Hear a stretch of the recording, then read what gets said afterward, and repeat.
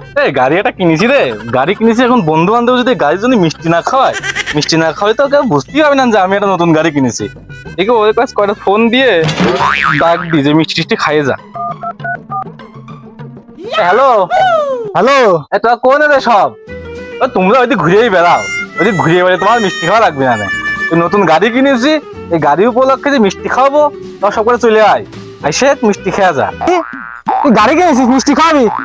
আচ্ছা চলে আইছি। শালার কিপটে কিছু জীবনে খায় না, গাড়ি কিনেছে মিষ্টি খাবি তাড়াতাড়ি। ও তো হার কিপটে, চলো।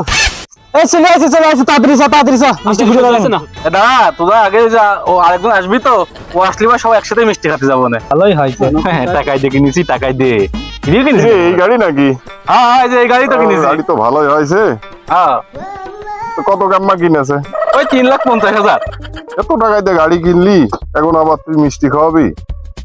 তুই মিষ্টি খাওয়ানোর দরকার নেই, চল আমরাই তোরে টিপ দিই, আমরা সবাই মিলে মিষ্টি খাওয়াই তোর।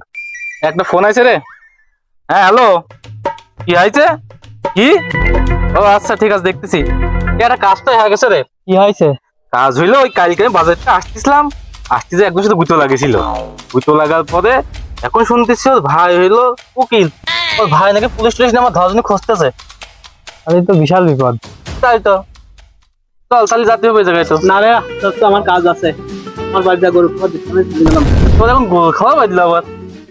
বন্ধু মিষ্টি আর একদিন খাবো না, আমার মনি কান্দাছে, বউ বাড়িতে ফোন দিয়েছে, আমি চলে গেলাম। কোন আছিস দাদা? একদম যাতে হবি।